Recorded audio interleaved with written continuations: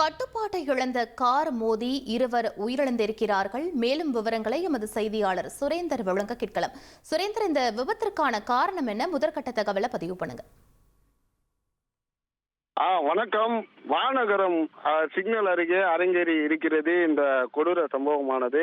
மது போதையில் இருந்த நபர் விலை உயர்ந்த காரை அதிவேகமாக ஓட்டி வந்து வானகரம் சிக்னல் அருகே நின்று கொண்டிருந்த இருசக்கர வாகனம், அதே போன்று ஆட்டோ, கார் உள்ளிட்ட வாகனங்கள் மீது அடுத்தடுத்து மோதிவிட்டு நிற்காமல் சென்றுள்ளார். இதில் வானகரம் சிக்னல் அருகே இருசக்கர வாகனத்தில் இருந்த இளைஞர் ஒருவரும் அதே போன்று இடித்துவிட்டு சென்று வேலப்பஞ்சவடி சிக்னல் அருகே சென்ற போது அங்கேயும் மற்றொரு நபரை இடித்து என இருவரை உயிர் பலி வாங்கியிருக்கிறது இந்த காரானது.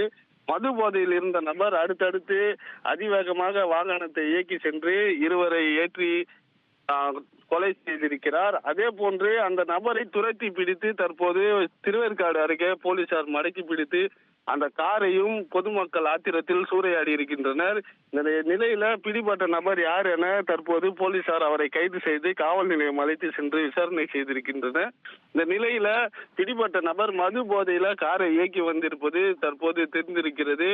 இதுல 4க்கும் மேற்பட்டோர் பலத்த ரத்த காயம் ஏற்பட்டு மருத்துவமனைக்கு அழைத்து சென்றிருப்பதாகவும் தகவல்கள் வெளியாகி இருக்கிறது.